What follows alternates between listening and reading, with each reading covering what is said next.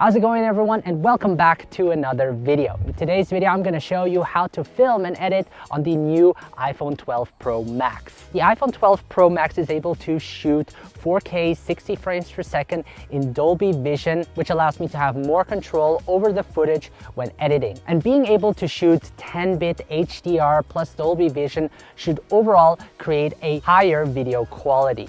And I'm just going to take you with me and show you how I film with the iPhone 12 Pro. So before I show you the behind the scenes of how I shoot with the iPhone 12 Pro Max, there are a couple of things to consider when filming video in general. So I actually written a few bullet points down that I would like to discuss with you. So the first thing I would like to talk about is to pick the right time of day. So currently it's very cloudy outside.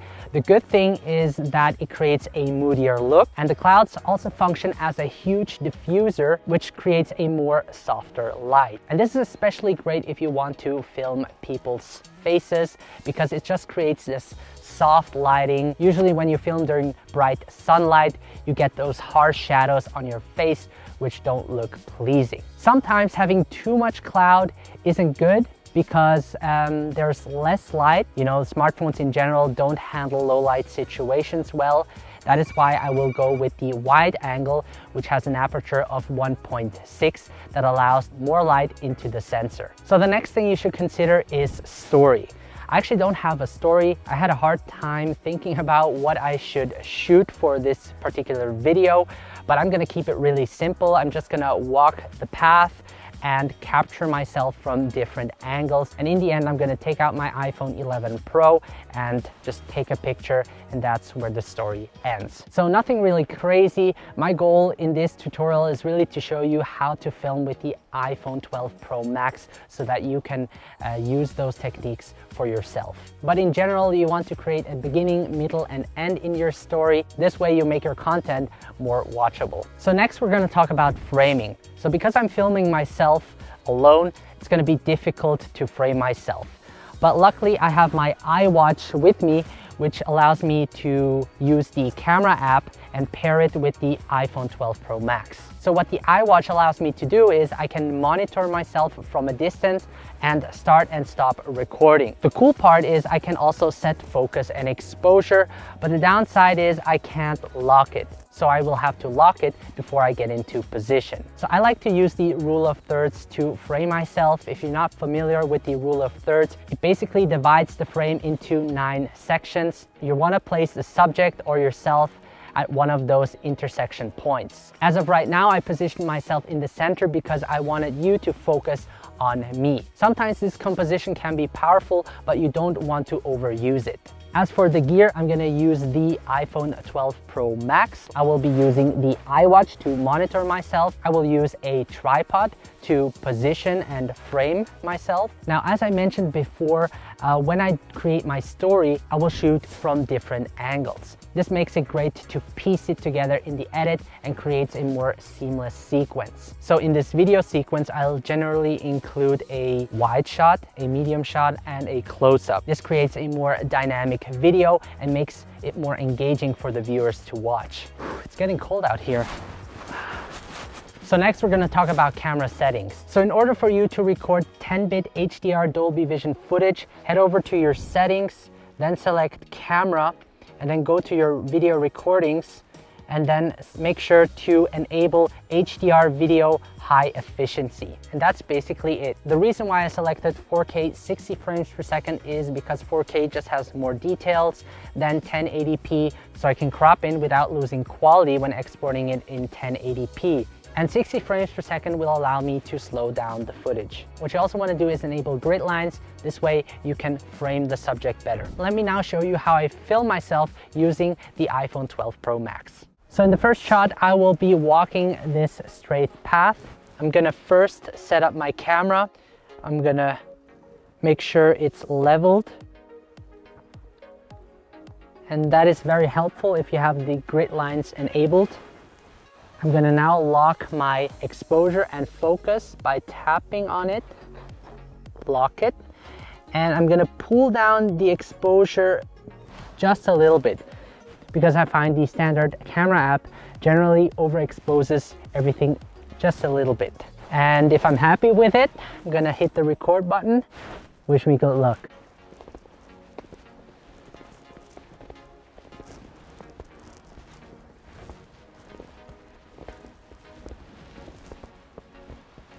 So for my next shot, I placed the camera behind a foreground object. This way I can create more depth in my video. And the foreground object in this example are these tree branches right here. And what I also did is I repositioned the camera at least 30 degrees. This way I can create different perspectives in my video, making it look more engaging. Lock my focus, push down the exposure just a little bit. As you can see with my watch, I can check if the framing is right. So I'm gonna position myself to where I would be walking, probably stand right here. And with the iWatch, I can see if I have myself in the frame. And I do. So this is gonna be a great shot. I'm gonna press the record button, position myself, and action.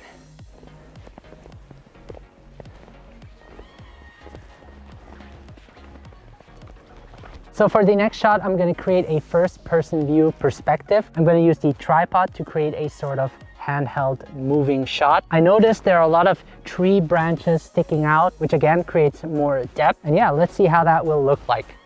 I make sure to focus to the forest area and go.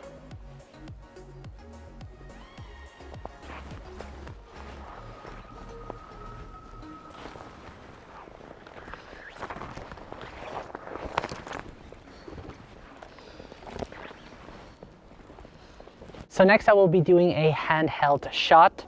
I will be taking a close-up of this tree branch just to show the viewers how cold it is outside, but also the beauty of the nature. And I just like how the snow is lying on top of that branch. It can get hard to focus closely. So what I like to do is first focus on my hand. Once you have your hands in focus and close enough, you can lock the focus and exposure. So now I have everything nicely in focus, and I'm gonna create a slide shot.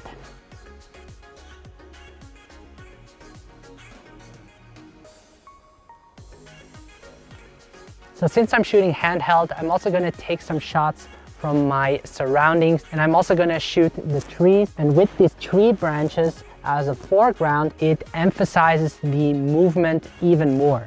So again, I'm gonna lock the focus, pull down the exposure a little bit, action.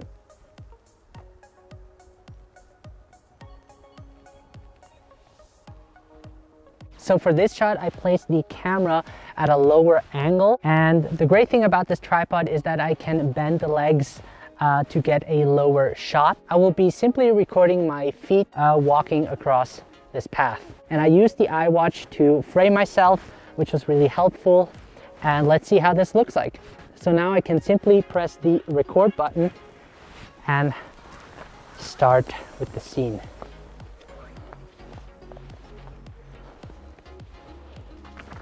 So for my next shot, I'm gonna use the tripod as a selfie stick to create an orbit shot. And for that, I'm gonna use the ultra wide angle lens. Now the ultra wide angle lens has an aperture of f2.4. It isn't great, but I want that ultra wide perspective just to have the surrounding in the frame as well. And the way I'm gonna do this is I'm gonna use my iWatch to sort of frame myself. It's going to be hard locking focus, so I will leave that out for now and sort of create this orbit shot like that.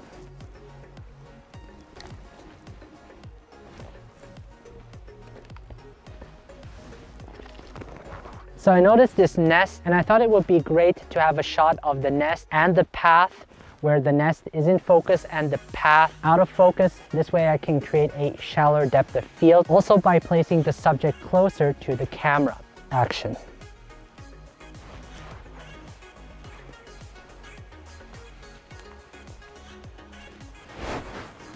So we're soon coming to an end. I'm gonna walk towards the camera and I'm gonna leave it in auto because I want the camera to focus on my face as I come closer. And once I'm standing close enough to the camera, I then realize that there is a city behind the forest, and I'm then gonna walk off the frame. And I can actually record this in 24 frames per second because I know that I'm not gonna slow it down. So I'm gonna set it to 24 frames per second and action.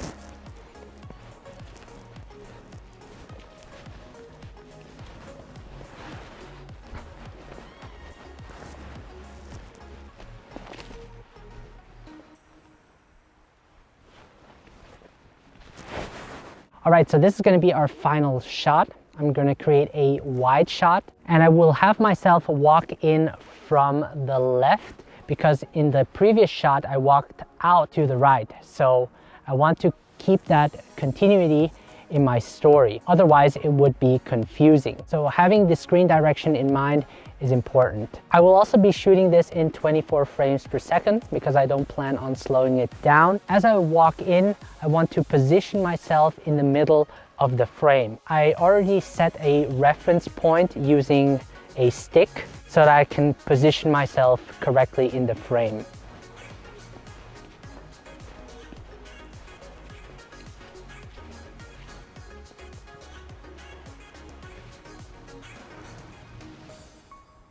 Now we can head over to the editing room. So welcome to the editing room. So I actually edited the footage in Final Cut Pro. I know a lot of you guys want to see an edit done in Luma Fusion or in InShot, but for me it's just more comfortable editing on a desktop instead on a tiny screen on a phone. But I'll definitely do mobile video editing tutorials in the future, so don't worry. So the first thing I did is I imported the footage onto my iMac Pro. And there are actually two ways. You can either connect your iPhone to your Mac and use image capture to download the footage. What I did is I airdropped the footage, and you can do that without losing quality. And the way to do it is you press select and then you select your footage and then you click the bottom left icon, and then in the options you can choose all photo data, which will preserve the original quality of the video. So I actually already edited the video and I'm gonna do a breakdown of it. So let's hop into Final Cut Pro X. So the first thing I did is I dragged all of the clips onto the timeline and then I shortened each clip to just get the best sections. Once I have that, I searched for the right music. I use Artlist for all of my music, and I wanted the music that was cinematic and had a crescendo in it. So I actually shortened the music to fit it with the video, and you really have to play around and see how you can shorten it together using these fade handles. So another big part is to add sound effects. I added a lot of footsteps into the video just to make it come alive. I also added a subtle wind as well as forest ambient sound, which I also got from Artlist. What I also did is I added a GPS female voice since I'm looking at my watch. I thought this fit pretty well. You've arrived at your destination. So the next thing I did is I color corrected each shot. I made sure that the white balance is correct as well as the exposure. Now when you shoot in Dolby Vision and import the footage onto your timeline, it actually comes like this. As you can see, it's totally overexposed. But don't worry, you can just pull down the highlights until you're satisfied. The next thing I did is I added a LUT, which is a lookup table, on the entire clip. So this is actually the Proximal orange and teal look, which I created on my own, and I applied it to the entire clip. And what the orange and teal does is you get those nice orange and teal colors in your shot, which again creates a nice contrast in your video. So one of the biggest challenges is the change of exposure. Even though I locked my exposure, in some situations the exposure still changes. Let me show you what I mean. So in this shot, as I come in, the exposure changes. See? And what I did to fix that is I actually added keyframes into the midtones and adjusted it as I went through each frame. So this is the before. And this is the after. It's still a little bit noticeable, but overall I think I did a great job.